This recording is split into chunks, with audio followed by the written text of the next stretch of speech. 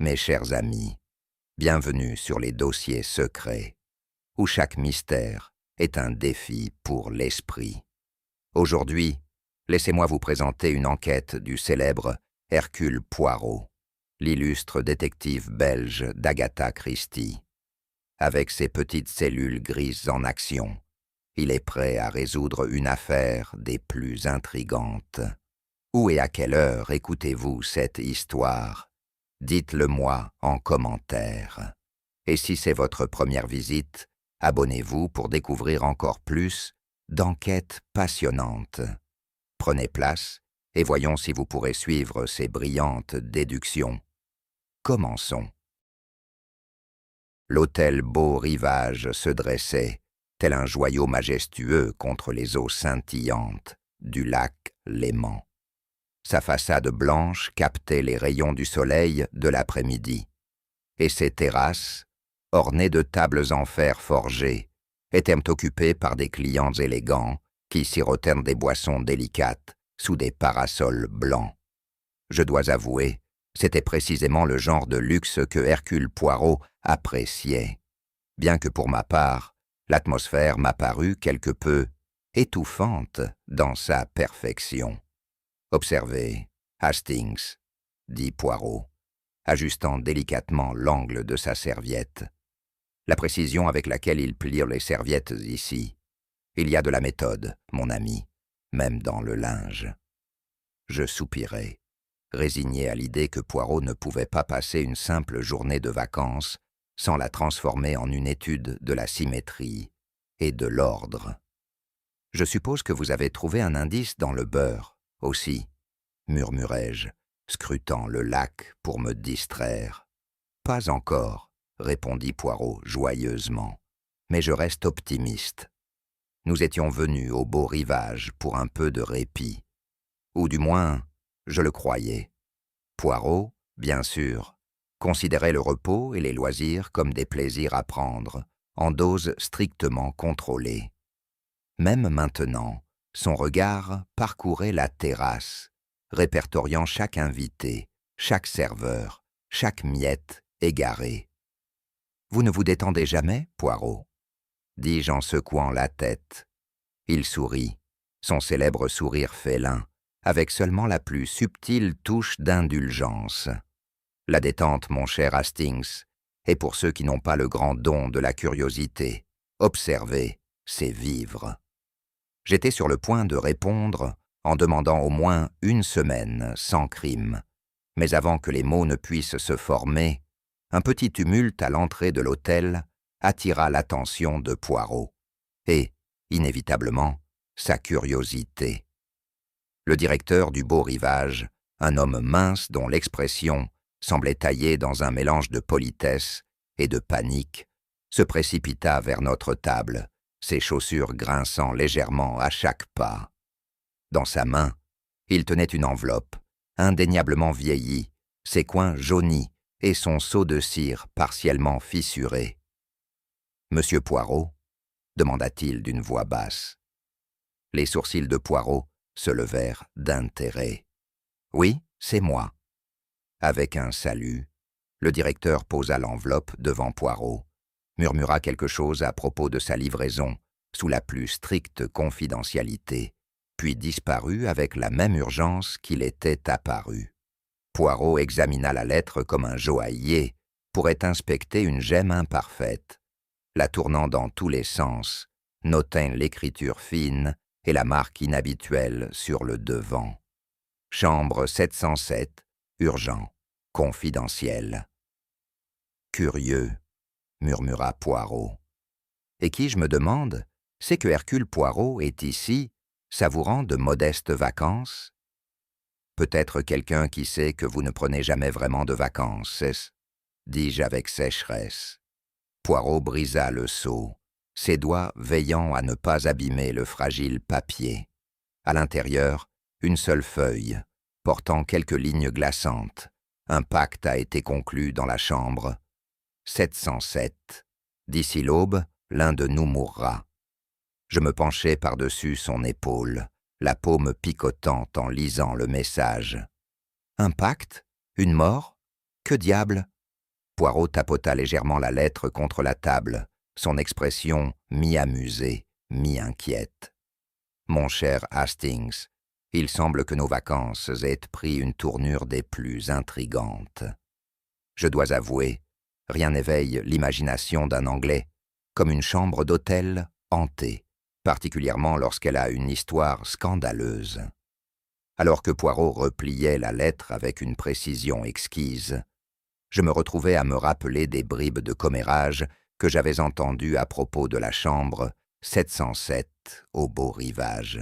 « Poirot, dis-je, me penchant vers lui comme pour lui confier un secret. Je sais quelque chose sur cette chambre. Elle est célèbre, ou plutôt infâme. » Ah, les yeux de Poirot pétillèrent de malice. « Vous m'étonnez, Hastings. Allez, éclairez donc le pauvre Poirot. » Je pris une grande inspiration, savourant mon rôle de narrateur. Il y a 20 ans, un diplomate a disparu de la chambre 707, disparu complètement, ne laissant derrière lui que son étui à cigarette et un gant. Aucun corps n'a jamais été retrouvé, aucune explication donnée. Certains disent non, qu'il a fui un scandale, d'autres murmurent qu'un duel a mal tourné. Poirot joignit ses doigts, son regard se tournant vers l'intérieur.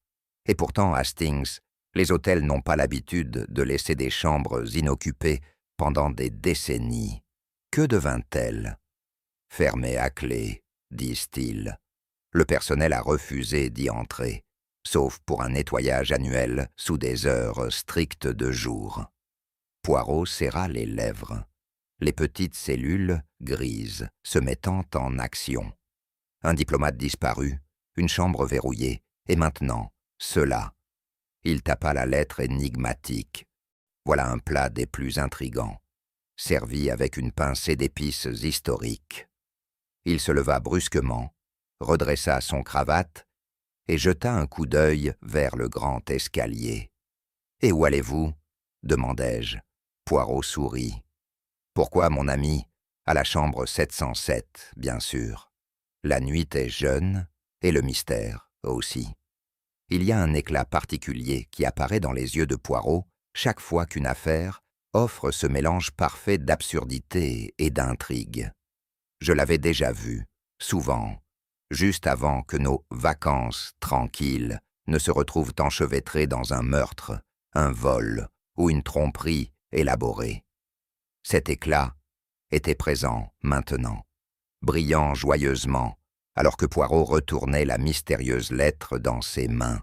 « Mon ami, » dit-il, d'un ton aussi léger que la crème dans son café, « il y a quelque chose de délicieux ici, délicieux et impossible. »« Impossible ?» répliquai-je, jetant à nouveau un coup d'œil à la note. « C'est plus que possible, c'est carrément sinistre. » Poirot haussa les épaules d'un petit geste, comme pour signifier que j'avais, une fois de plus, raté l'essentiel. Considérez, Hastings, un pacte dans une chambre qui n'a pas été occupée depuis des années. Et pourtant, quelqu'un en sait assez pour envoyer cet avertissement. Quelqu'un qui croit que le passé peut atteindre le présent. C'est théâtral, non? Je n'étais pas vraiment enclin à voir le côté romantique de la situation. C'est probablement une sorte de canular, un client avec trop d'imagination et trop peu de bon sens. La moustache de Poirot frémit, ce qui était toujours un mauvais signe. Votre pragmatisme anglais, Hastings, est un obstacle constant aux grandes vérités de la vie. La superstition, ce n'est que de la peur déguisée. Et pourtant, dans chaque légende, chaque histoire de fantôme, se cache un petit fait important. Il plia la lettre en un carré parfait, ses gestes aussi précis que l'horlogerie, et la plaça dans sa poche. « Je trouve, dit-il gravement, qu'un mystère qui s'annonce de manière aussi dramatique ne peut être ignoré. Vous ne voulez pas dire. Mais si, Hastings, nous allons rendre une petite visite à la chambre 707. C'était peu avant minuit, lorsque Poirot fit cette annonce, une annonce que je commençais à redouter chaque fois que les petites cellules grises se mettaient en marche. « Nous allons enquêter immédiatement, » dit-il, comme s'il proposait une simple promenade. « Maintenant » m'écriai-je. « À cette heure-ci » Poirot joignit ses doigts, son expression empreinte de délice tranquille. « Mais bien sûr, Hastings, l'essence du mystère, vous voyez, réside dans son timing. Un mystère qui attend le matin n'est plus un mystère du tout. » Des protestations montèrent à mes lèvres, mais je savais qu'elles étaient inutiles. On pourrait aussi bien tenter de persuader la marée de se renverser. À la place, je pris mon manteau et suivis Poirot dans le grand escalier, nos pas étouffés par les tapis épais qui ne faisaient qu'amplifier le silence. Le couloir était désert, éclairé seulement par des appliques tamisées, projetant des ombres vacillantes contre les murs lambrissés. Lorsque nous arrivâmes devant la porte marquée 707, Poirot s'arrêta, la tête légèrement inclinée. « Observez, » murmura-t-il. « L'air, Hastings, qu'en remarquez-vous » Je reniflai, puis reniflai à nouveau. Il y avait une légère trace de parfum, quelque chose de riche et floral, mais avec une note amère. « Du parfum » dis-je. « Plutôt fort, d'ailleurs » ? « Précisément. Et pourtant, cette chambre est inoccupée depuis des années, n'est-ce pas ?» Sans plus de cérémonie, Poirot tourna la poignée. À ma grande surprise, la porte s'ouvrit immédiatement. « Déverrouillé » m'exclamai-je. « Déverrouillé » répéta Poirot, pénétrant dans la pièce. Et si je ne me trompe pas, Hastings, ce n'est que la première de nombreuses surprises. Il y a peu de moments dans la vie où l'on se sent réellement indésirable. Entrer dans la chambre 707 du Beau Rivage en faisait partie. L'air semblait lui-même résister à notre présence, s'accrochant à nos vêtements, lourd de l'ombre d'un parfum depuis longtemps oublié. « Mon ami, » dit Poirot doucement, « vous le sentez, n'est-ce pas ?»« Du parfum, » répondis-je, plutôt envahissant. « Exactement, » dit-il, « et ce n'est pas l'agréable senteur d'une toilette de dame.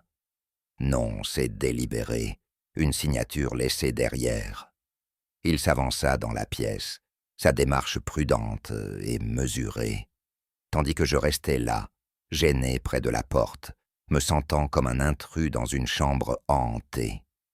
La pièce elle-même était banale, une suite standard, avec des rideaux épais, un bureau et un lit encore recouvert de son couvre-lit immaculé. Mais il y avait quelque chose de décalé, quelque chose que je ne pouvais pas saisir. Poirot se dirigea directement vers le bureau. « Observez, Hastings, » dit-il, et d'un geste théâtral, il souleva ce qui semblait être un morceau de parchemin partiellement brûlé du sous-main. Il était sec avec l'âge, les bords carbonisés, mais l'écriture, ornée et presque cérémoniale, restait lisible. Même de loin, je pouvais distinguer une série de 4 signatures griffonnées en bas. Au-dessus d'elles, dans une écriture audacieuse, presque théâtrale, les mots glaçants étaient inscrits, liés par le sang, jusqu'à ce que la mort dissolve le pacte. Je ressentis un frisson glacé le long de ma colonne vertébrale. Bon Dieu, Poirot, quel genre de document est-ce? L'expression de Poirot était impénétrable, mais l'éclat dans ses yeux me disait qu'il était ravi. C'est un puzzle des plus exquis, mon ami. Un pacte conclu en secret, une chambre scellée par le scandale, et maintenant une mort prédite. Il glissa le parchemin dans sa poche. « Viens, Hastings, ce n'est que le premier murmure de l'histoire. » Nous nous assîmes à une petite table dans le salon de l'hôtel, le contrat brûlé, étalé devant nous, comme un trésor maudit. Poirot se pencha en avant, les doigts joints, les yeux plissés dans une profonde contemplation. 4 signatures, murmura-t-il. 4 âmes qui jurèrent de garder le secret. Il tapa chaque nom du bout de son doigt. Et pourtant, Hastings, ils ont signé non seulement de leur nom, mais de leur sang. Impossible, m'écriai-je. Regardez de plus près, ordonna Poirot. L'encre, elle a une teinte brune, elle a séché différemment du reste. Ce n'est pas simplement de l'encre, mon cher, c'est de l'encre mélangée avec du sang. La simple suggestion me fit tourner l'estomac. C'est absolument horrifiant. Ah, dit Poirot, son ton léger malgré le sujet macabre. Mais c'est aussi symbolique. Cela parle de désespoir, de secret et de culpabilité, un lien forgé par la peur. Mon imagination s'emballa déjà. Pensez-vous que cela ait quelque chose à voir avec le diplomate disparu? Peut-être étaient-ils tous impliqués dans... Poirot leva un doigt. Vous sautez, Hastings, vous sautez. Considérons d'abord les faits tels qu'ils se présentent. Il y a un pacte, oui. Il concerne cette chambre même, la chambre 707. Et maintenant, des années plus tard, quelqu'un, peut-être l'un de ses signataires, croit que le moment est venu de dissoudre le pacte. Dissoudre, qu'est-ce que cela veut dire? La mort, mon ami. La lettre disait « D'ici l'aube, l'un d'entre nous mourra. C'est clair, quelqu'un a choisi de régler un vieux compte. » Je sentis une goutte de sueur perler à ma tempe, bien que la pièce ne fût pas chaude. Mais pourquoi vous contacter? Comment quelqu'un aurait-il su que vous étiez même ici? Poirot esquissa un petit sourire énigmatique. Cela, Hastings, est ce qui rend cela si intéressant. Il se leva, repliant soigneusement le contrat et le plaçant dans sa poche de poitrine. « Venez, nous devons parler au directeur. Il y a des noms ici, et chaque nom, mon ami, est un fil dans la toile. » Puis, un cri perça l'air, strident, désespéré et indiscutablement réel. « Mon Dieu !» s'exclama Poirot, bondissant sur ses pieds avec une agilité surprenante pour un homme aussi attaché à ses chaussures confortables. Moi, toujours le compagnon dévoué, le suivis de près alors que nous nous précipitions dans le couloir. Au bout du couloir se tenait une femme de chambre tremblante, les mains plaquées sur sa bouche, les yeux grands ouverts d'une terreur indicible. Elle désigna la porte marquée « Chambre 709 ». Sa voix, un murmure brisé. « À l'intérieur, monsieur. » L'invité, il est mort. Poirot la dépassa d'un coup d'œil, entrant dans la chambre avec l'air d'un homme montant sur une scène bien répétée. La pièce était étrangement silencieuse, seulement perturbée par le faible tic-tac d'une horloge de voyage près du lit. Et là, appuyé contre les oreillers, gisait un homme indéniablement mort, son visage tordu en un masque de terreur figé. « Du poison ?» déclara Poirot après un bref examen. « La rigidité des traits, c'est un poison particulier qui agit rapidement. »« Poirot ?» dis-je d'une voix rauque. « Qui est-ce » Poirot leva un petit portefeuille, en cuir de la table de chevet. Ses sourcils se haussant délicatement lorsqu'il lut le nom inscrit à l'intérieur. « Sir Gerald Markham », dit-il, un financier de réputation considérable, et pas toute respectable. Hastings, toujours pressé de montrer ses connaissances des affaires courantes, s'écria « Je connais ce nom.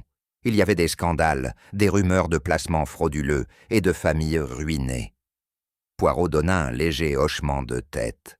« Ah, oui.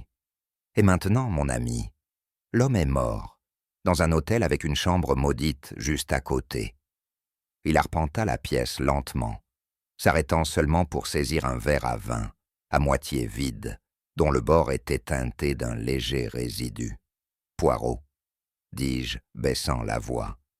Pensez-vous que cela puisse être lié au pacte de la chambre 707 ?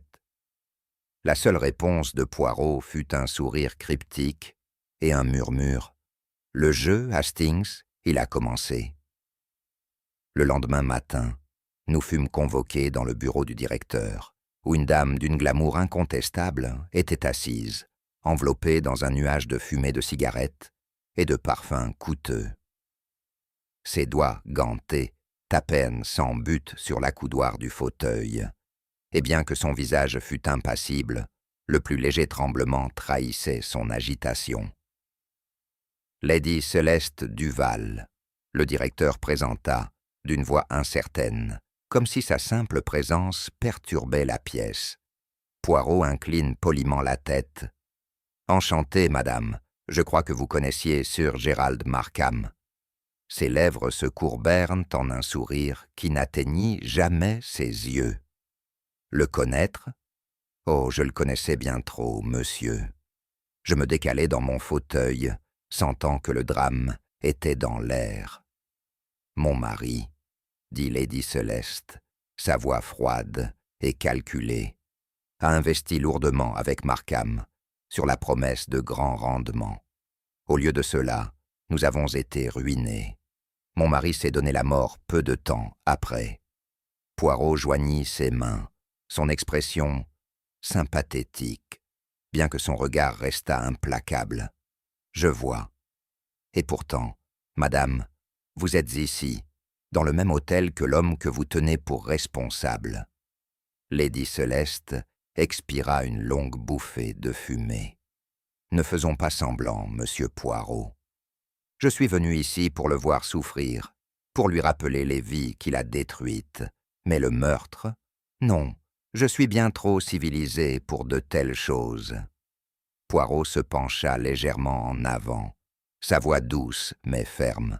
« Et pourtant, madame, vous avez été vue près de la chambre 707 avant-hier soir. » Pendant un instant fugace, son calme se brisa. J'étais curieuse, c'est tout. Les histoires sur la chambre, le diplomate disparu, je voulais la voir moi-même. La moustache de Poirot tressaillit, mais il ne dit rien, se contentant d'un petit salut. « Madame, dit-il, en matière de curiosité, vous n'êtes pas seule. » Lorsque Lady Céleste se leva, sa cigarette pendue élégamment entre ses doigts, je n'ai pu m'empêcher de penser que Poirot l'avait perturbée bien plus qu'elle ne l'admettait. Le docteur Alaric Fontaine était un homme dont la simple présence semblait vibrer d'une énergie nerveuse. Il était grand, anguleux, et ajustait constamment ses lunettes, comme s'il n'était pas sûr qu'elles lui appartiennent vraiment. Nous le trouvâmes dans la salle fumeur de l'hôtel, où il tentait d'allumer une cigarette avec des mains qui tremblaient si violemment que Poirot, perfectionniste jusqu'au bout, lui prit l'allumette des mains et effectua la tâche lui-même. « Docteur Fontaine, » commença Poirot, s'installant dans un fauteuil en cuir avec l'air d'un juge bienveillant. « Je comprends que vous étiez autrefois assez intimement lié à Sir Gérald Markham. » Les lèvres minces de Fontaine se recourbèrent en quelque chose entre un sourire et un rictus. « Lié? Je devrais dire ça. Nous étions partenaires d'une sorte, jusqu'à ce que Markham décide que mon travail serait plus profitable entre ses mains. »« Votre travail ?» demandai-je, avide de saisir quelque chose de tangible dans ce brouillard de motifs et de rancune. « Une formule, » dit Fontaine avec amertume. « Un procédé pharmaceutique que j'avais développé, ayant une valeur commerciale considérable.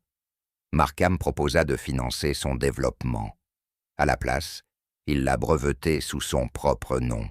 Je me suis retrouvé sans rien, sauf ma réputation en ruine. Et pourtant, monsieur, dit Poirot, sa voix légère mais son regard acéré, vous voici, partageant le même hôtel. Une curieuse coïncidence, non ? » Le rire de Fontaine fut sec et désagréable. « Coïncidence, à peine. Je suis venu ici pour le confronter, pour le forcer à admettre ce qu'il a fait. Et l'avez-vous fait? Non, dit Fontaine, les yeux fixés sur le sol. Lorsque j'ai frappé à sa porte, il n'y a eu aucune réponse. Curieux, en effet, dit Poirot. Dites-moi, docteur, que savez-vous de la chambre 707? Les doigts de Fontaine se figèrent en l'air. Ses yeux se tournèrent vers le couloir, et une perle de sueur apparut sur son front. Rien, dit-il trop rapidement. Le sourire de Poirot était presque indulgent. Mais oui, docteur, vous en savez bien plus que vous ne le dites. Notre prochaine entrevue se déroula dans la bibliothèque de l'hôtel, où M. Félix Moreau était assis entouré de volumes reliés, en cuir, qu'il n'avait nullement l'intention de lire. C'était un homme petit et sévère, avec un air perpétuel de désapprobation, comme si le monde entier avait échoué à répondre à ses exigences rigoureuses. Poirot s'approcha de lui comme un homme saluant un vieil adversaire, inclinant légèrement la tête mais sans sourire. « Monsieur Moreau, vous êtes un avocat de quelque réputation, je crois. » Moreau renifla. « Je l'étais autrefois, » dit-il sèchement. « Maintenant, je m'occupe d'affaires privées, de questions trop délicates pour les tribunaux publics. » « Comme les disputes successorales ?» demanda Poirot, les yeux brillants. L'expression de Moreau vacilla. « Il est vrai que Sir Gerald Markham a fait appel à mes services il y a quelques années, en rapport avec un testament contesté. Cette affaire a été réglée. »« Réglée » répéta Poirot, d'un ton qui rendait cela tout sauf réglé. « Cela n'a rien à voir avec sa mort, » dit Moreau rapidement. « Nos affaires étaient purement professionnelles. » « Et pourtant, » dit Poirot doucement, « il est rare qu'un avocat falsifie un mot de suicide. » Je sursautai dans mon fauteuil. Le visage de Moreau perdit sa couleur. « Je ne sais pas de quoi vous parlez. » Poirot sortit un papier plié de sa poche. « Cette note, monsieur, elle est écrite d'une main qui n'est pas celle de Sir Gerald, mais d'une main ayant un flair bien juridique. » Un long silence suivit. Finalement, Moreau expira bruyamment. « Je voulais détourner les soupçons, c'est tout. Je savais qu'il y aurait des murmures à propos de l'ancienne affaire et de la chambre 707. »« Ah !» dit Poirot presque joyeusement. « La chambre 707, elle hante tout le monde, n'est-ce pas ?» Les doigts de Moreau tressautèrent alors qu'il saisissait l'accoudoir de son fauteuil. « C'est une maudite chambre, » marmonna-t-il. « Nous aurions dû la sceller à jamais. » Poirot se pencha en avant. « Nous, monsieur ?» Les lèvres de Moreau se pressèrent, mais il ne dit rien de plus. Le petit sourire de Poirot revint. « Vous voyez, Hastings, il y a toujours un « nous ». Nous trouvâmes Mademoiselle Eliza Trun dans la salle d'écriture de l'hôtel, assise dignement à un petit bureau, les mains gantées, repliées soigneusement sur le sous-main devant elle. Il y avait quelque chose de sévère chez elle, ses cheveux bruns tirés dans un chignon parfait, sa robe élégante, mais totalement dépourvue d'ornementation. « Mademoiselle Trun, » commença Poirot, d'une voix douce et précautionneuse, comme s'il s'adressait à un vase fragile.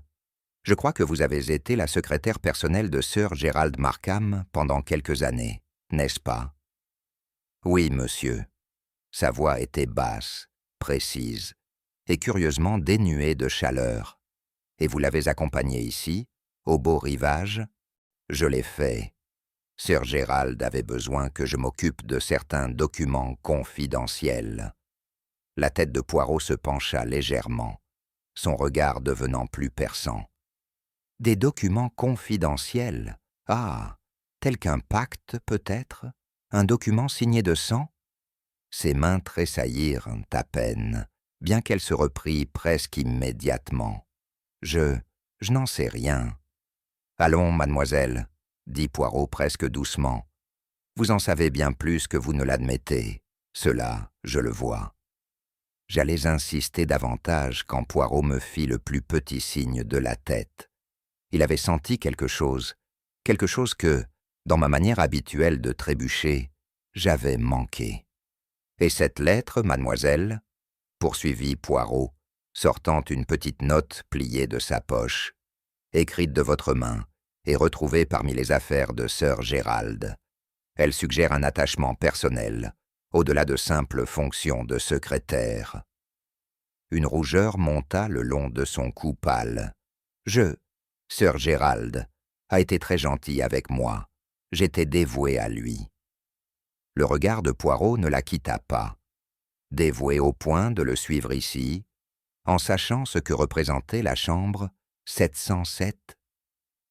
Sa composure se fissura. Je ne voulais pas venir. Je lui ai supplié de ne pas rester ici, mais il n'a pas voulu écouter. Et pourquoi, mademoiselle, aviez-vous peur de la chambre 707 ? Elle hésita. Parce que quelqu'un que j'aimais faisait partie du pacte. Poirot se redressa, joignant ses doigts.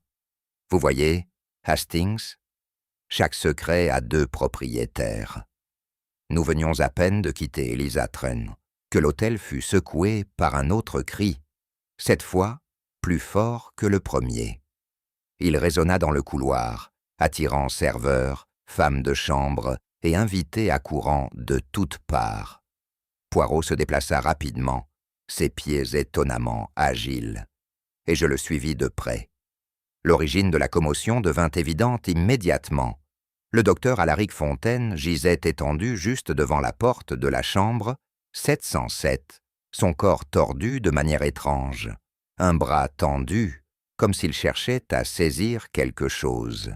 Poirot s'agenouilla près du corps, et ses yeux perçants repérèrent immédiatement l'objet que Fontaine tenait dans sa main. Un bouton de manchette, en argent, gravé des initiales, GM. Markham, soufflai-je. Poirot hocha gravement la tête. Il semble, mon ami, que le docteur Fontaine ait suivi Sir Gérald dans le silence éternel. Un autre empoisonnement ? Demandai-je. Poirot se pencha plus près, inspectant la pâleur de la peau de l'homme, la légère trace de mousse au coin de sa bouche. Non, dit-il doucement. Il n'y a pas de rigidité, pas de signe d'une mort toxique subite. Cela est mise en scène. Mise en scène ? Je restai bouche bée. Vous voulez dire ? Poirot se leva, enlevant la poussière de ses genoux. Ce que je veux dire, Hastings, c'est que nous avons pénétré dans une pièce de théâtre avec de nombreux acteurs, chacun portant un masque dans un masque. Une femme de chambre se tordait les mains à proximité, les yeux écarquillés de peur. « Il était juste là », murmura-t-elle. « Il a frappé à la porte de la 707, puis il est tombé. »« A frappé ?»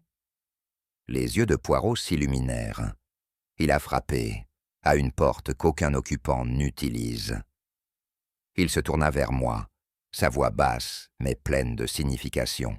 « Vois-tu maintenant, Hastings, ce n'est pas simplement un meurtre, c'est une exécution de la mémoire elle-même. » Avant que je puisse entièrement saisir le sens de ces paroles, Poirot dirigeait déjà le personnel pour déplacer le corps et sécuriser la zone. « Nous sommes proches, mon ami, » murmura-t-il, « plus proches que tu ne le sais.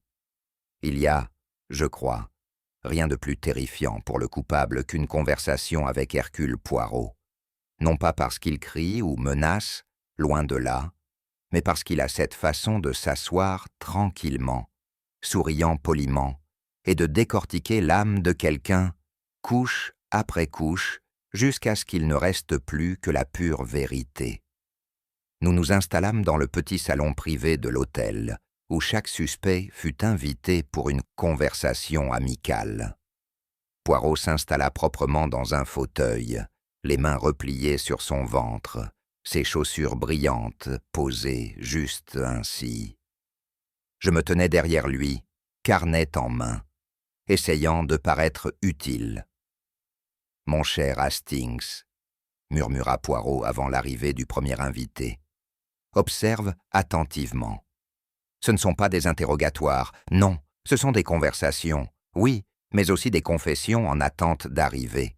Les coupables se révèlent toujours, si tu sais où regarder. » La première à entrer fut Lady Celeste, son parfum arrivant 5 secondes avant elle.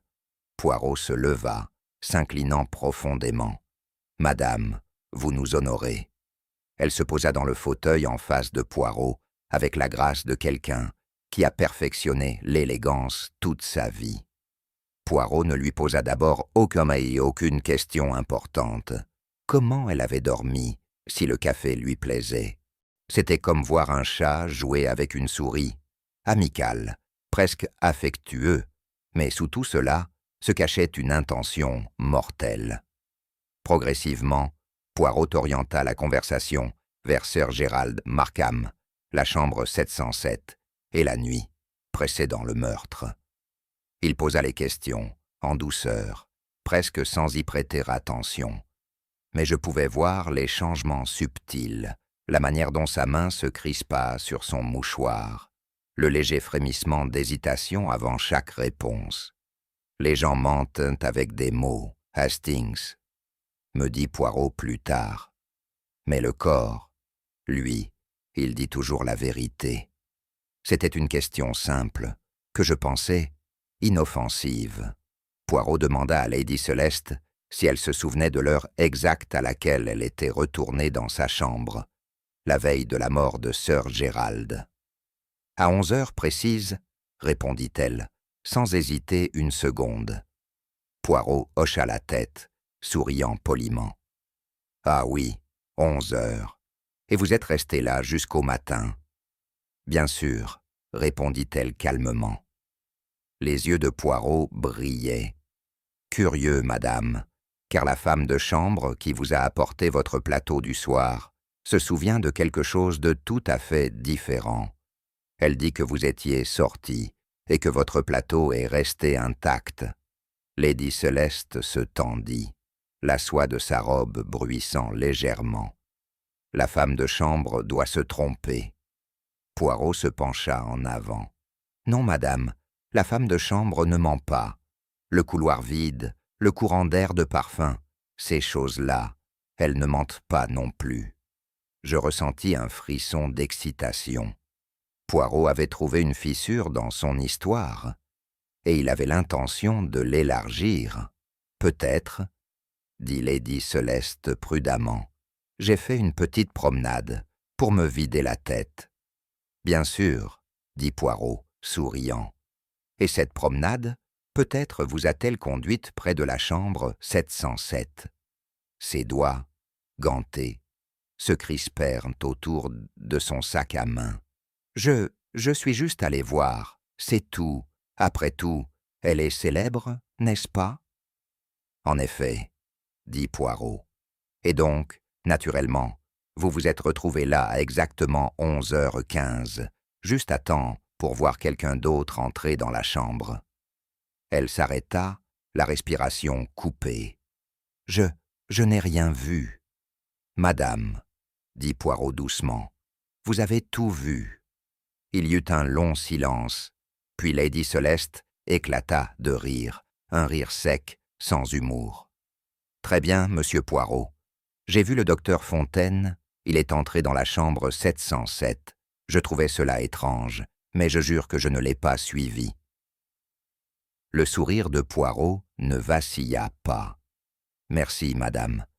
Votre mémoire, elle s'améliore merveilleusement sous pression. » Alors que Lady Celeste quittait la pièce, Poirot se tourna vers moi, son expression impénétrable. « Elle ment, mon ami, » dit-il doucement, « mais pas surtout. Mademoiselle Eliza Trent avait, jusqu'à présent, maintenu une posture de totale maîtrise, ses émotions repliées aussi soigneusement que le papier à lettres qu'elle favorisait. Mais lorsque Poirot demanda une deuxième entrevue, cette fois dans l'intimité de sa propre chambre, Sa composure commença à se fissurer. Elle se tenait près de la fenêtre lorsque nous entrâmes, le dos raide, les doigts serrés autour du rideau en dentelle, comme s'il s'agissait d'un ancrage dans une tempête. Poirot s'assit gracieusement, ses chaussures alignées, son regard doux mais implacable.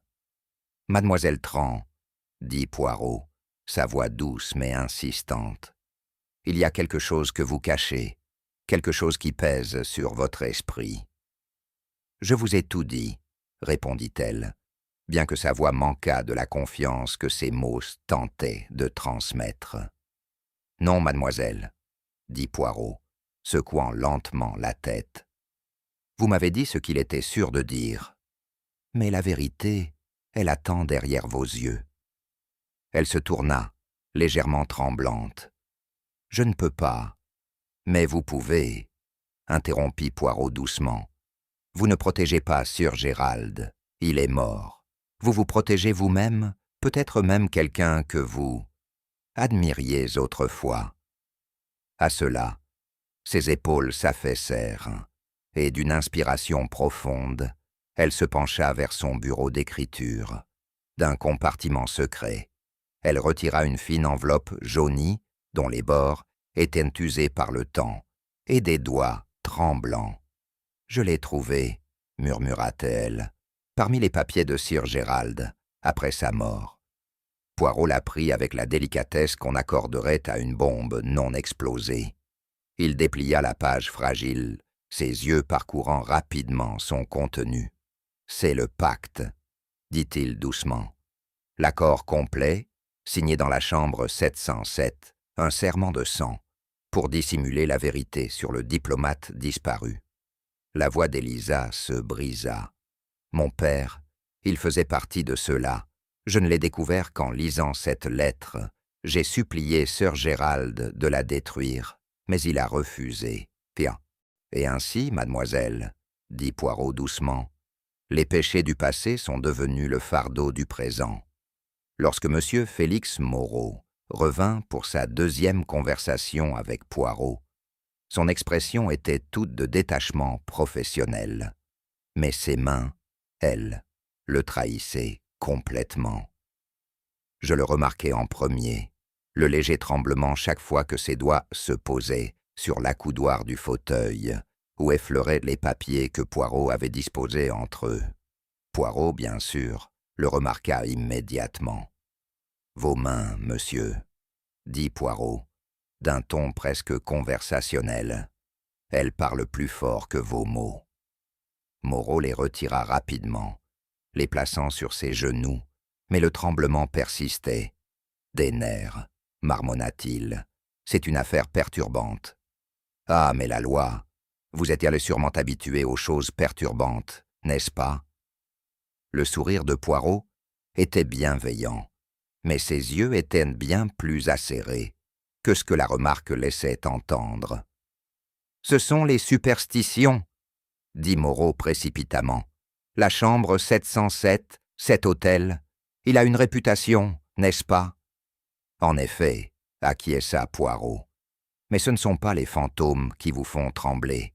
C'est le souvenir de ce que vous avez signé dans cette même chambre il y a 20 ans. La couleur de Moreau se vida. Je ne sais pas de quoi vous parlez. « Allons, monsieur, » dit Poirot, son ton léger comme l'air. « Un avocat qui oublie un contrat signé de sang. Peu probable. » Moreau se leva soudainement, marchant vers la fenêtre. « C'était de la folie, » dit-il d'une voix basse et amère. « Un acte désespéré sous l'emprise de l'alcool.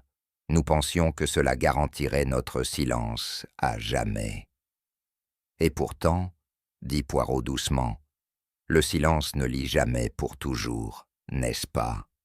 Moreau se retourna brusquement. « Je ne l'ai pas tué, » s'écria-t-il. « Je le haïssais, mais je ne l'ai pas tué. » Poirot se contenta de sourire.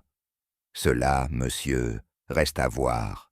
Mais vos mains, ah, elles me disent tout ce que je dois savoir. » Alors que Moreau quittait la pièce, visiblement secoué, Poirot se tourna vers moi. « Mon ami, lorsque les mains trahissent l'esprit, la vérité n'est jamais bien loin. » C'était pendant l'une des séances de réflexion silencieuse de Poirot, ces moments agaçants où il restait complètement immobile, les yeux mi-clos, les doigts entrelacés, sous son menton, qu'il me posa la question qui semblait totalement hors de propos. « Hastings, dit-il soudainement, dis-moi, que te rappelles-tu du dernier dîner de Sir Gerald Markham ?»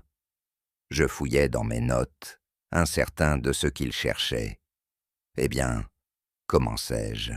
Il dînait seul au restaurant, a commandé une bouteille de Bordeaux, et puis, je me souviens que le serveur a dit quelque chose à propos de lui étant de bonne humeur. » Poirot hocha la tête avec approbation. « De bonne humeur.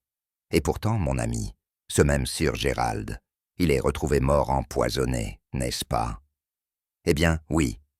Et le poison, il a été trouvé dans le verre de vin près de son lit. » « Exactement. » Les yeux de Poirot pétillèrent malicieusement. « Et pourtant, Hastings, après avoir bu ce vin, il réapparaît plus tard, marchant, parlant, souriant, tout à fait en bonne santé. Cela ne te semble-t-il pas étrange? » Je fronçai les sourcils. « Tu veux dire que le poison aurait dû agir plus vite? » « Pas plus vite, Hastings, immédiatement. Ce poison particulier, mon Dieu, il agit dès la première gorgée. » Je le fixai, stupéfait. Mais le personnel l'a vu à 10 heures, se promenant dans le jardin, en pleine forme. « Précisément, » s'écria Poirot, son doigt pointant triomphalement l'air. « Tu vois la contradiction, n'est-ce pas? Mais que cela signifie-t-il? » Poirot esquissa un sourire mystérieux. « Cela signifie, mon ami, que le vin près du lit était une fiction, une petite scène, soigneusement mise en scène pour notre bénéfice. Le véritable empoisonnement, cela a eu lieu bien plus tard et d'une toute autre manière. » « Mais qui aurait pu ?» commençai-je, mais Poirot m'interrompit d'un geste. « Patience, Hastings, il reste encore des témoins à consulter, et l'un d'entre eux aura fait une erreur qui conduira Poirot à la vérité. » À ce stade, ma tête tourbillonnait. Chaque fois que je pensais que Poirot avait trouvé un terrain solide, il découvrait soudainement un nouveau repli, une contradiction dans un alibi, un comportement étrange d'un suspect, ou un indice cryptique qui ne signifiait rien pour moi, mais semblait l'enchanter à l'infini.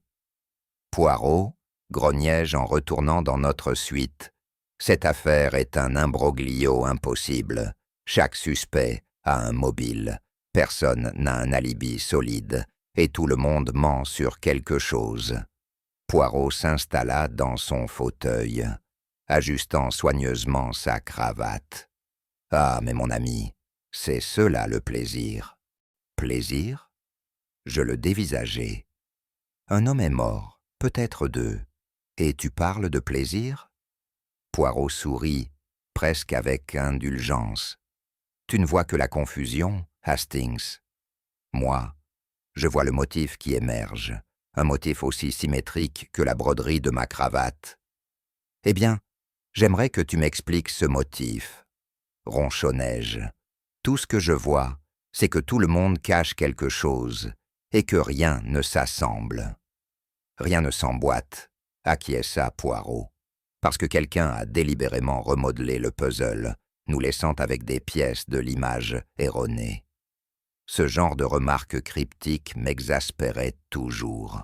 « Et qu'est-ce que je suis censé faire de cela, Poirot ? » « Observe, » dit Poirot, avec une calme exaspérante. « Observe les plus petits détails, la façon dont Lady Céleste a tressailli au mot sang, la façon dont les mains de Moreau tremblaient chaque fois que la chambre 707 était mentionnée, la curieuse contradiction entre le vin et l'homme parfaitement sain. » Je levai les bras au ciel. « Oui, oui, je sais. Les petites cellules grises. Mais comment tout cela s'emboîte-t-il ? L'expression de Poirot devint soudainement sérieuse. « Ça s'emboîte, Hastings, et bientôt, cela va se fixer, comme la dernière pièce d'un très complexe mosaïque. » Il y eut un coup à la porte, une autre note du directeur. Poirot la lut, sourit de son sourire de chat et se leva. « Viens, Hastings, dit-il joyeusement. L'heure de la révélation approche. » Poirot se tenait à la fenêtre de notre suite, les mains soigneusement jointes, derrière son dos, fixant le lac obscurci. Le reflet du beau rivage brillait dans l'eau, chaque fenêtre lumineuse parfaitement miroir, à l'exception d'une. La chambre 707 restait éteinte. Un vide sombre, refusant de partager ses secrets. « Hastings, dit Poirot, sans se retourner, il y a quelque chose que je voudrais que tu comprennes. » Cela signifiait habituellement une grande proclamation, l'une de ces flouriches cryptiques de Poirot, qui me laissaient à la fois impressionné et complètement confus. « Continue, dis-je prudemment. Cette affaire, commença-t-il, ce n'est pas une question de vengeance, ni d'héritage, ce n'est pas un crime de passion ni de cupidité, pas dans le sens conventionnel. » « Alors de quoi s'agit-il » demandai-je. Le regard de Poirot resta fixé sur le lac. « Il s'agit d'un pacte, une promesse faite de sang, une promesse que toutes les parties croyaient les lier à vie. »« Eh bien, oui, dis-je, impatient de montrer que j'avais suivi l'intrigue jusqu'ici. Le pacte dans la chambre 707, celui lié à la disparition de ce diplomate.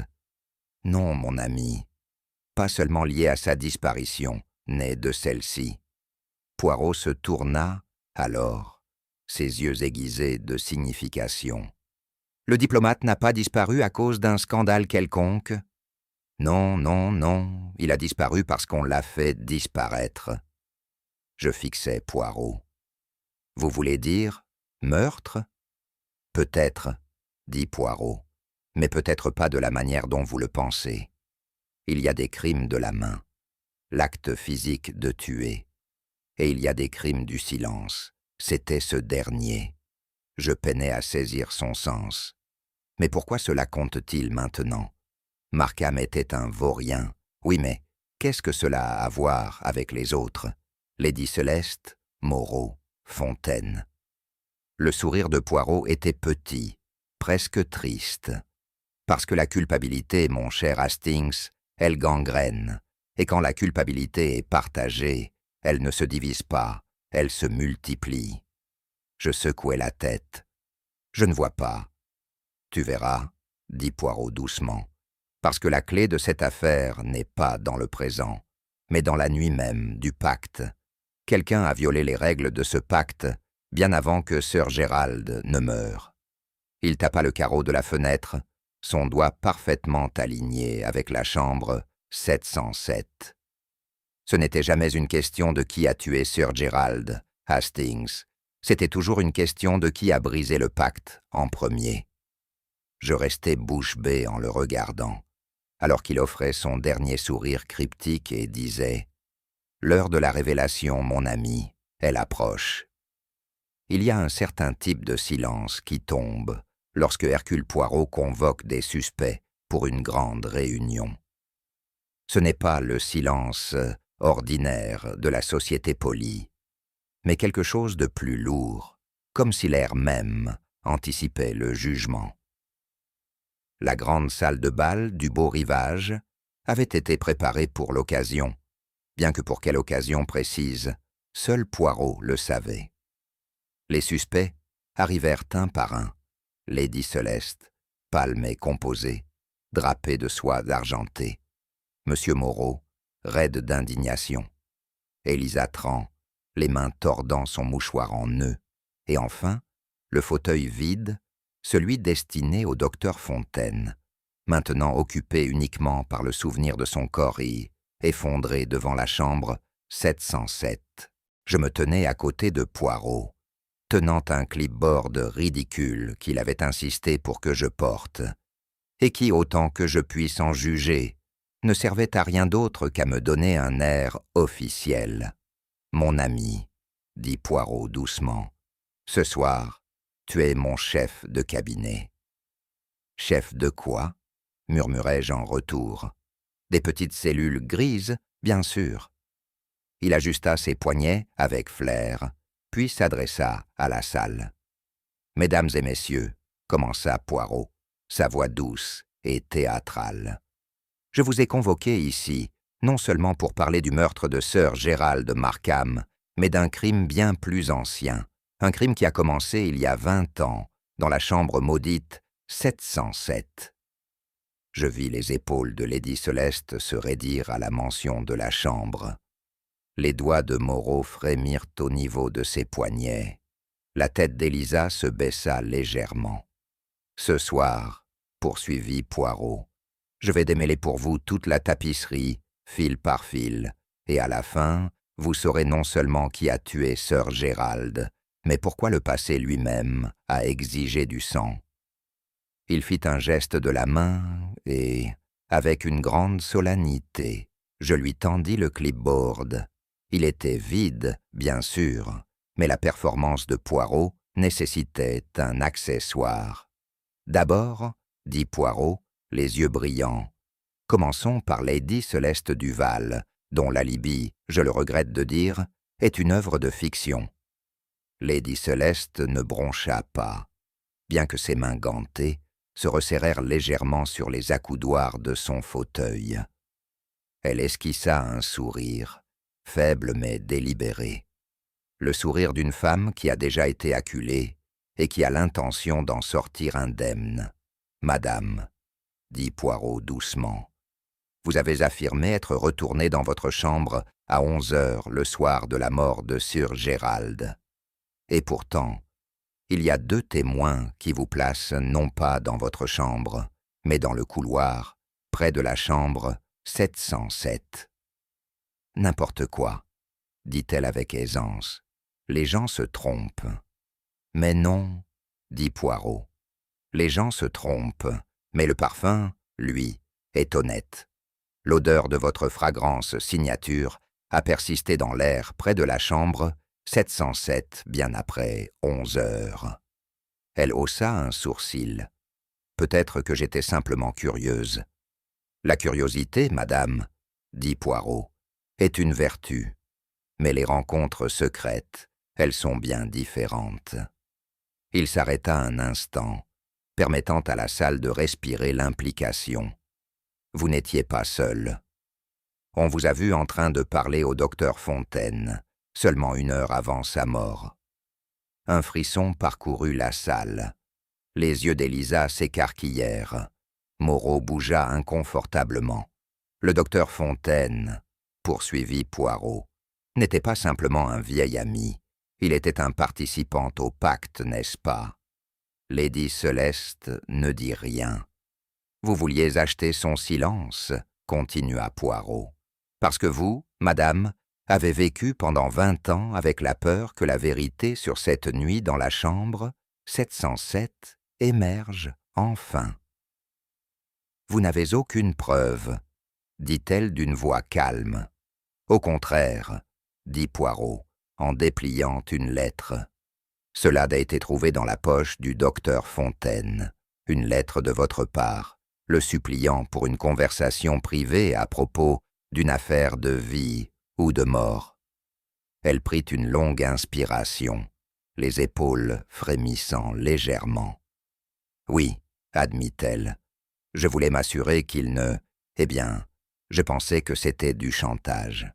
Mais je ne l'ai pas tué. » Le sourire de Poirot s'adoucit. « Je vous crois, madame. Mais le pacte maudit, se dénouait déjà bien avant que vous essayiez de le réparer. » Lady Celeste s'affaissa dans son fauteuil, semblant plus âgée, plus faible. Nous aurions dû laisser la chambre garder ses secrets. « Les chambres, » dit Poirot doucement, « n'ont pas de secrets. Ce sont les gens à l'intérieur qui ne peuvent pas s'oublier. » Monsieur Félix Moreau se tenait, droit comme un piquet, les bras croisés défensivement sur sa poitrine, son expression marquée de lignes légales strictes. Pourtant, malgré toute sa confiance extérieure, le regard de Poirot s'attarda sur les mains du homme, ses doigts frappant nerveusement l'accoudoir de son fauteuil.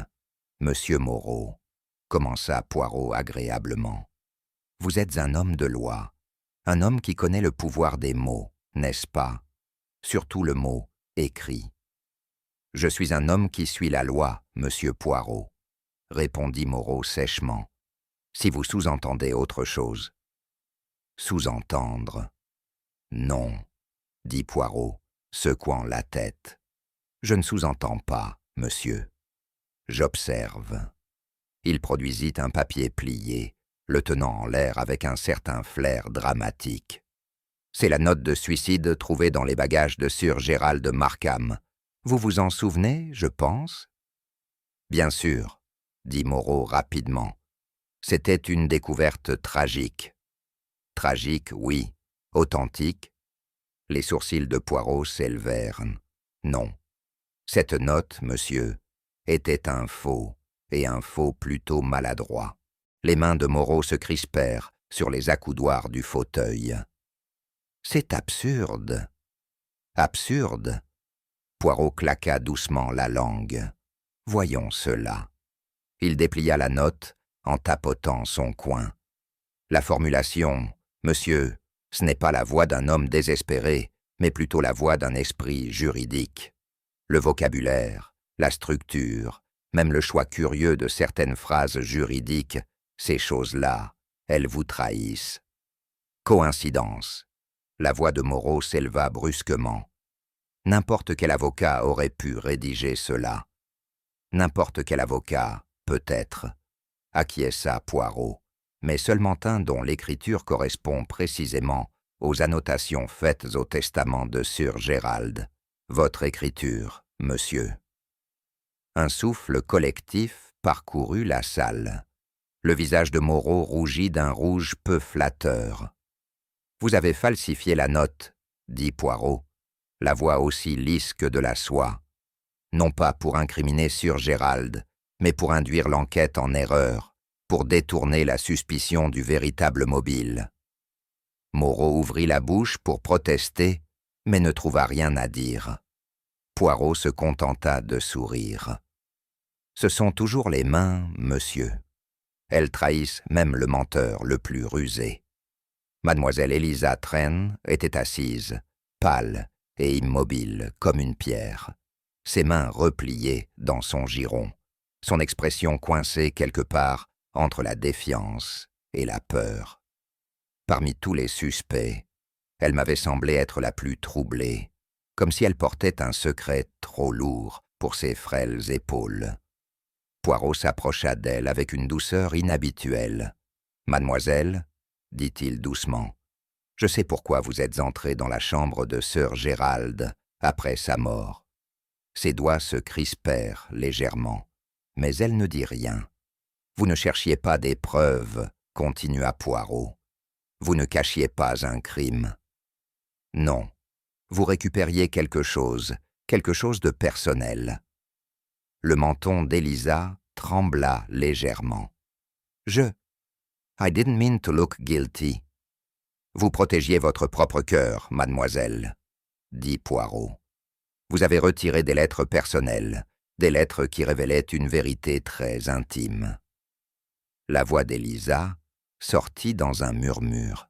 « Je l'aimais autrefois, bien avant que je connaisse la vérité sur la chambre 707. » Il y eut un murmure collectif, et je ne pus dissimuler complètement mon étonnement.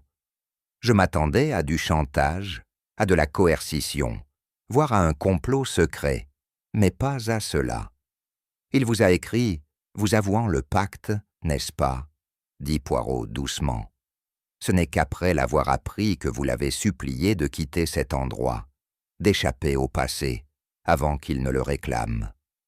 Elle hocha la tête, des larmes montant dans ses yeux. Mais il n'a pas voulu écouter. Il disait que le passé les avait enfin rattrapés tous. « Alors vous avez enlevé les lettres, » dit Poirot, non pour cacher un meurtre, mais pour protéger sa mémoire. La voix d'Élisa se brisa.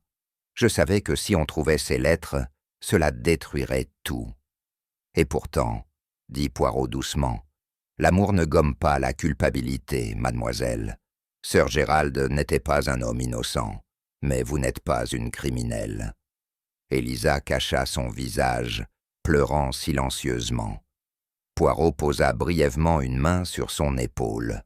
Un rare geste de bonté de la part du grand détective. « Soyons clairs, » dit Poirot en s'adressant à la salle.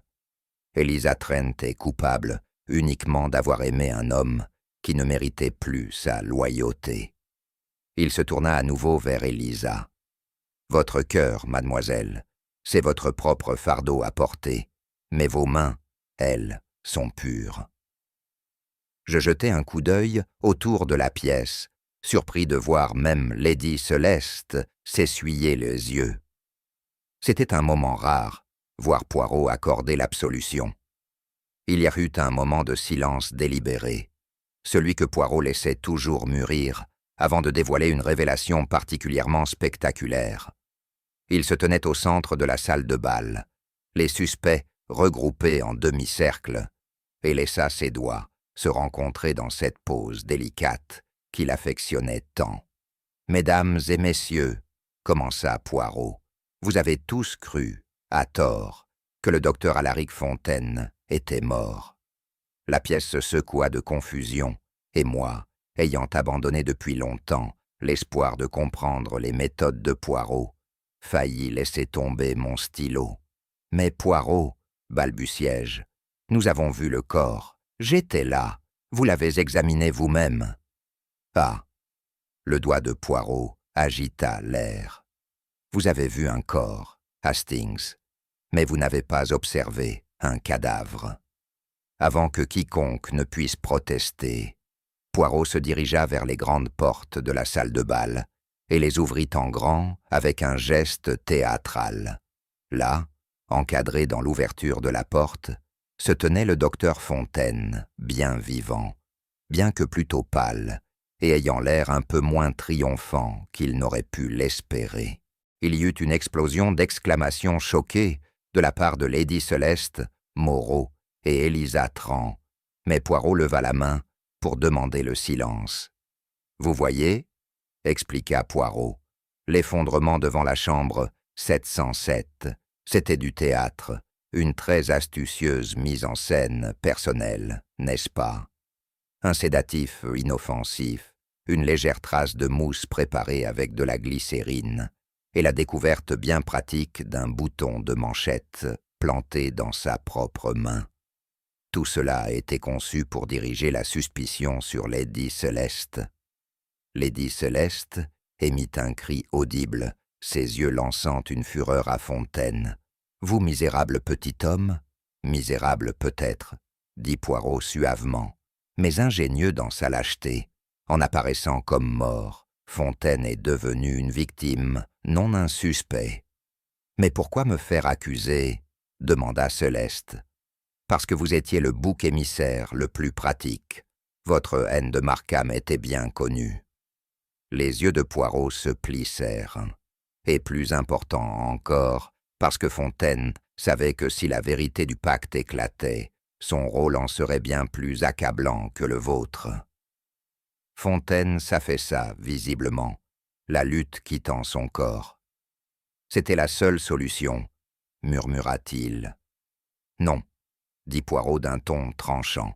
« Il y a toujours une autre solution, mais les lâches la recherchent rarement. » Avec Fontaine affaissé dans son fauteuil, Poirot reprit la scène, sa voix devenant plus grave, s'adressant à la salle comme pour reconstituer le passé.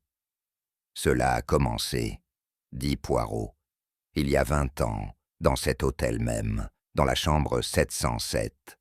Sir Gérald Markham, le docteur Fontaine, le mari de Lady Céleste et un autre, un diplomate d'une grande influence, se sont réunis pour ce qui était censé être une soirée privée de boissons et de rires.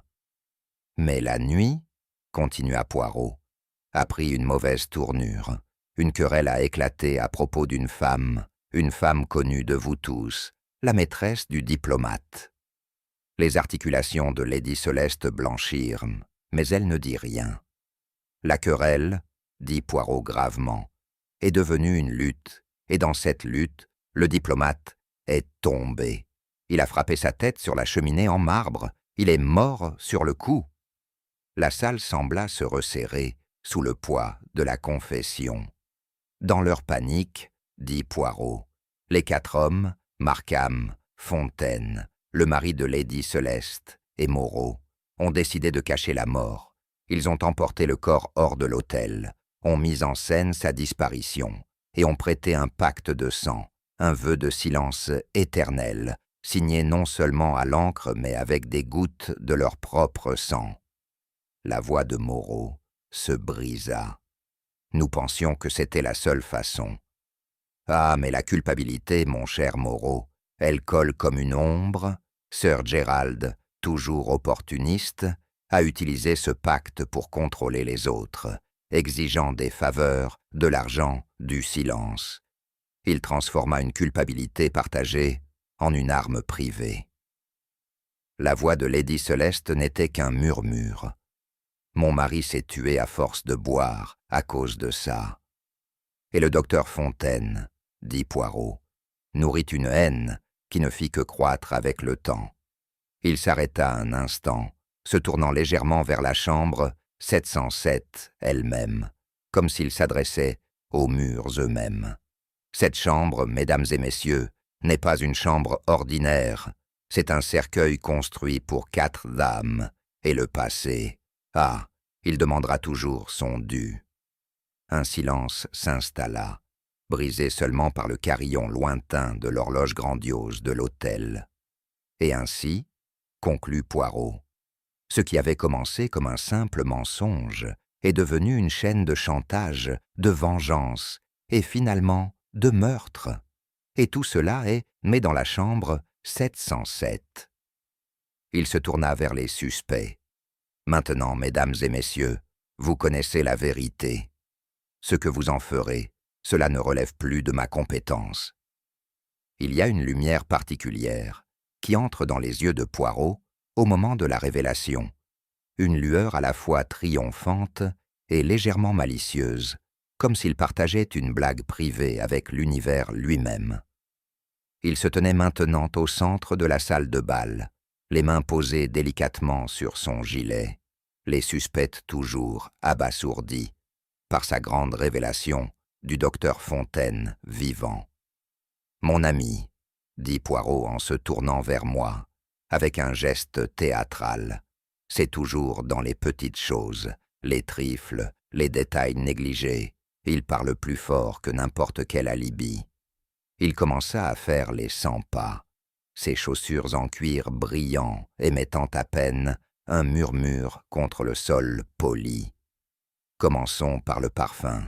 Ah, le parfum qui flottait depuis la chambre 707 comme le fantôme d'un scandale passé. Vous vous en souvenez, Hastings? Bien sûr, dis-je, le parfum de Lady Céleste. Non, dit Poirot, agitant son doigt. Ce parfum n'appartenait pas à Lady Céleste, mais à la maîtresse du diplomate, la femme au cœur de la querelle il y a toutes ces années. Une fragrance à la fois rare et inoubliable, une odeur associée à jamais à cette nuit fatale. Je fronçai les sourcils. Mais qui? Patience, Hastings. La main de Poirot se glissa dans sa poche et en sortit le contrat brûlé que nous avions trouvé dans la chambre 707. Nous en arrivons au document, au soi-disant pacte. Considère, mon ami, l'écriture.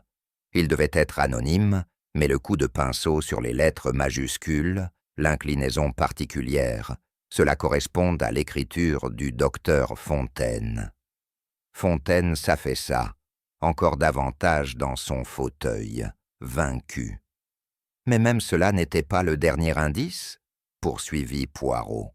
Non, non, la clé finale, littéralement, était la clé elle-même, la clé manquante de la chambre 707, que tout le monde supposait voler. Mais en fait, il replongea la main dans sa poche et en sortit une petite clé en laiton, la tenant en l'air comme un magicien révélant son dernier tour. Elle n'a jamais été manquante. Je l'ai trouvée moi-même, glissée juste sous le bord du tapis dans la chambre 707, délibérément cachée, mais cachée négligemment. Les suspects restèrent sans voix, ne sachant pas ce que cela prouvait. Et ainsi, déclara Poirot, avec ses 3 petits indices, le parfum, l'écriture, la clé, Hercule Poirot a compris que le passé ne hantait pas seulement le présent. Il y était entré, sous la forme d'un homme, qui voulait effacer sa propre culpabilité en l'enfouissant dans les mains des autres. Il s'arrêta, souriant légèrement. Les petites cellules grises, mon ami, elles ne faiblissent jamais. Pendant un instant, personne ne parla. Le silence semblait s'étirer, sans fin, brisé seulement par le léger tintement du lustre qui se balançait doucement au-dessus. Tous les regards se tournèrent vers le docteur Fontaine, qui était affaissé dans son fauteuil, comme une marionnette dont les ficelles avaient été coupées. Poirot se tenait devant lui, les bras croisés élégamment, son expression dénuée de tout triomphe, seulement de la certitude. « Mon cher docteur, » dit Poirot doucement, « vous avez menti trop de fois, et le poids de ces mensonges, il s'effondre sur vous maintenant. » Les lèvres de Fontaine tremblèrent, ses doigts tripotant l'extrémité de sa manche. « Je n'ai jamais voulu que cela aille aussi loin. » « Ah non !» Poirot secoua la tête. « Vous vouliez seulement punir Markham, n'est-ce pas?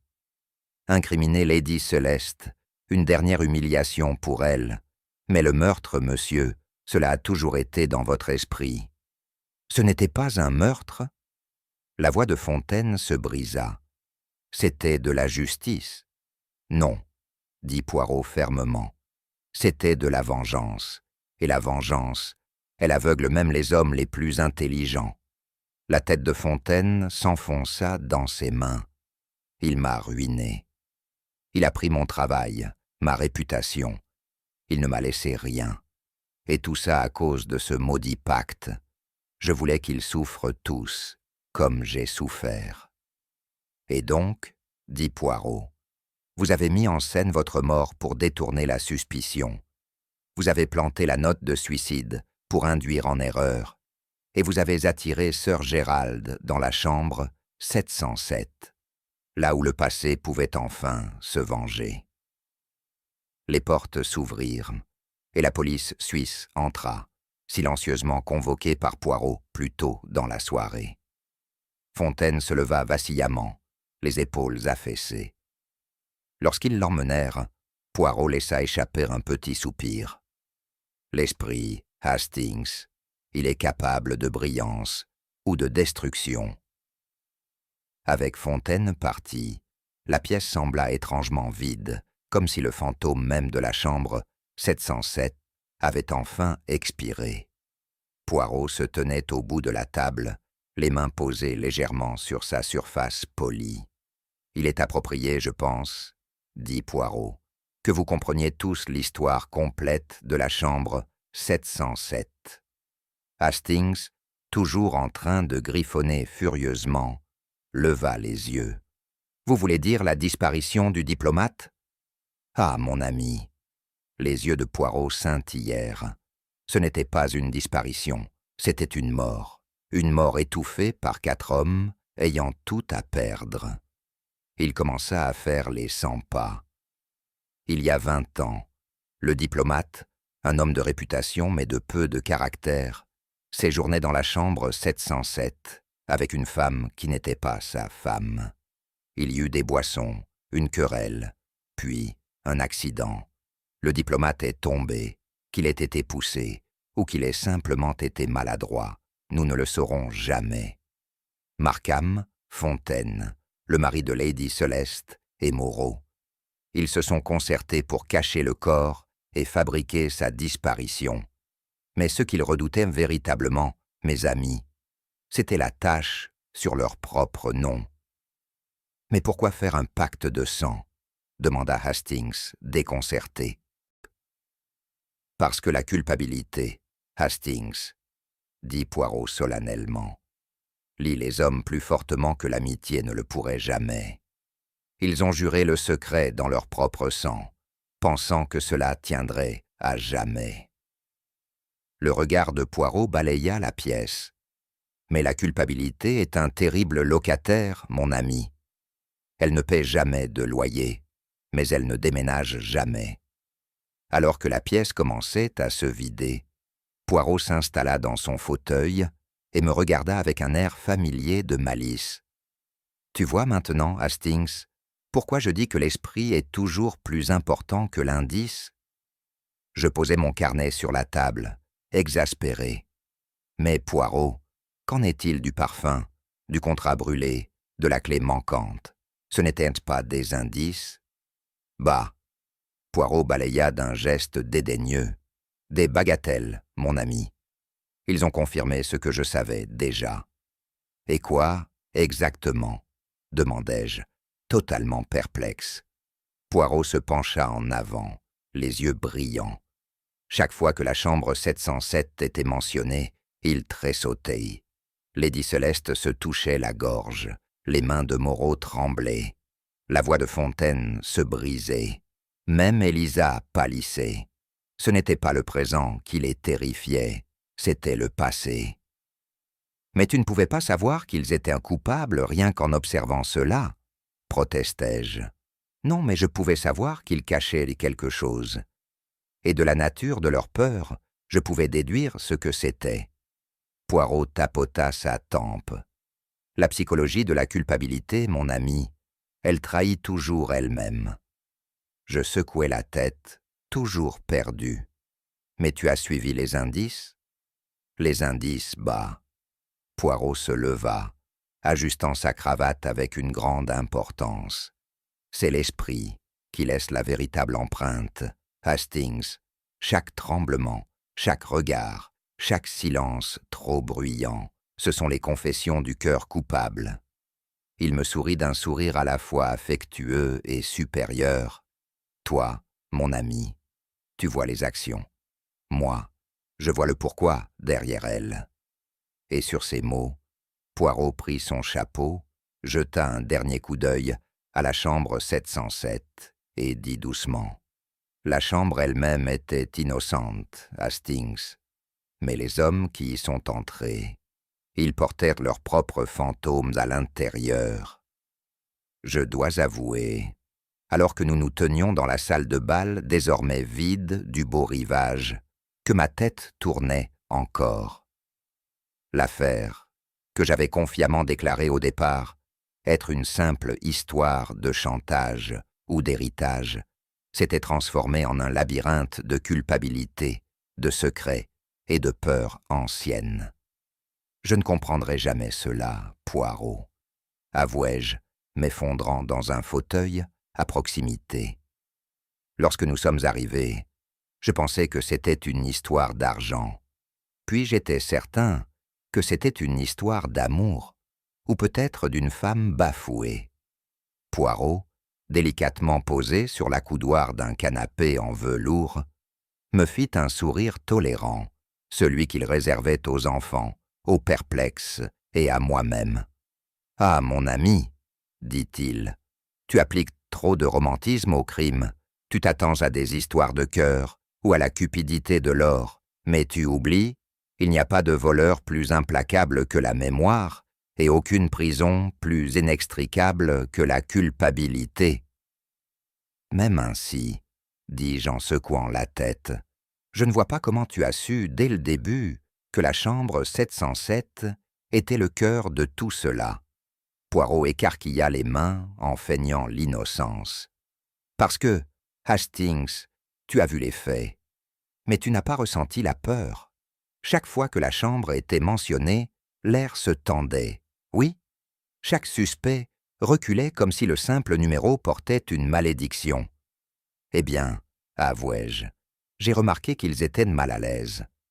Mal à l'aise, mon cher. dit Poirot en tapotant sa tempe. C'est le parfum de la culpabilité qui porte son plus beau parfum. C'est toujours le même. Le passé n'est pas mort. Il attend simplement le moment opportun pour frapper à la porte. Je n'eus aucune réponse à cela.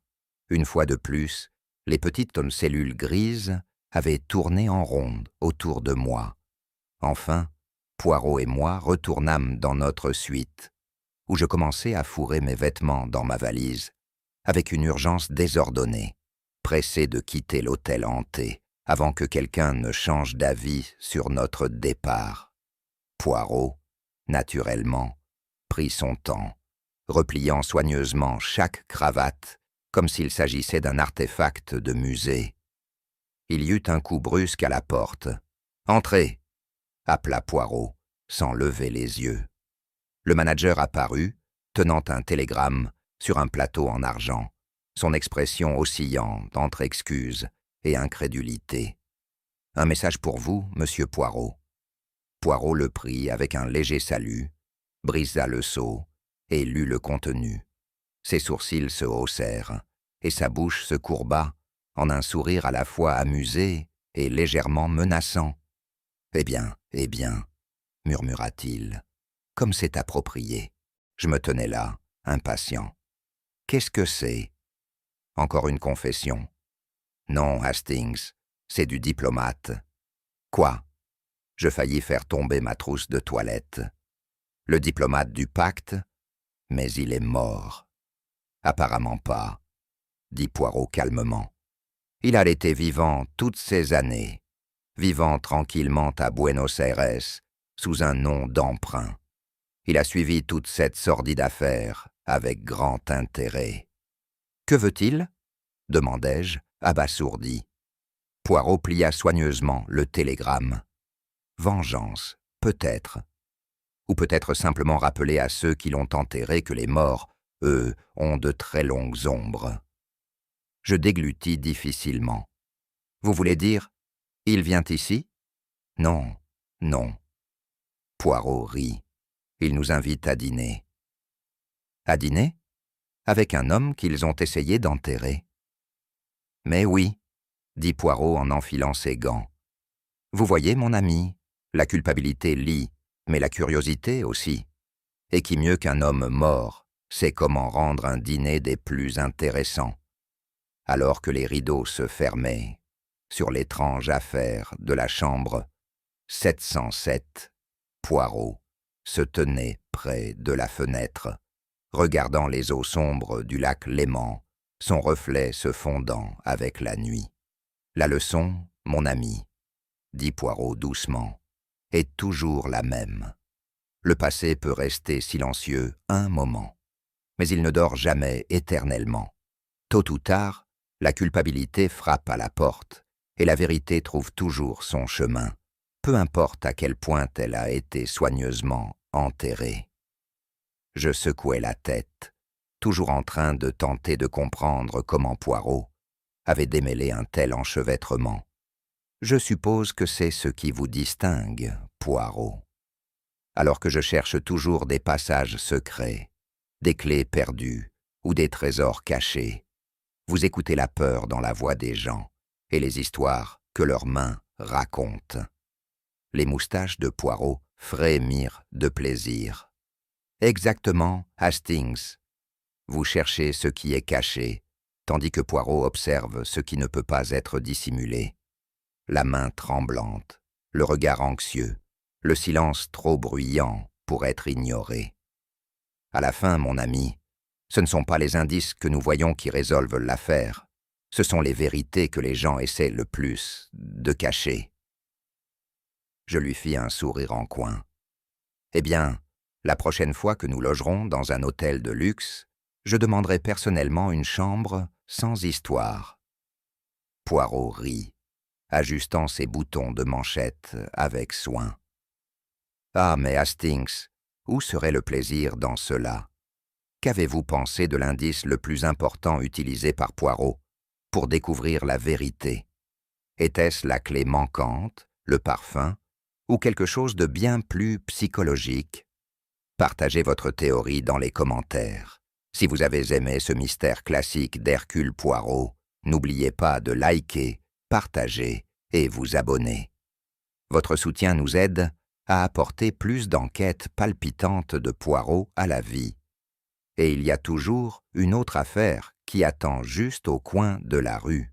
Restez à l'écoute pour la prochaine aventure pleine de rebondissements avec le grand Hercule Poirot.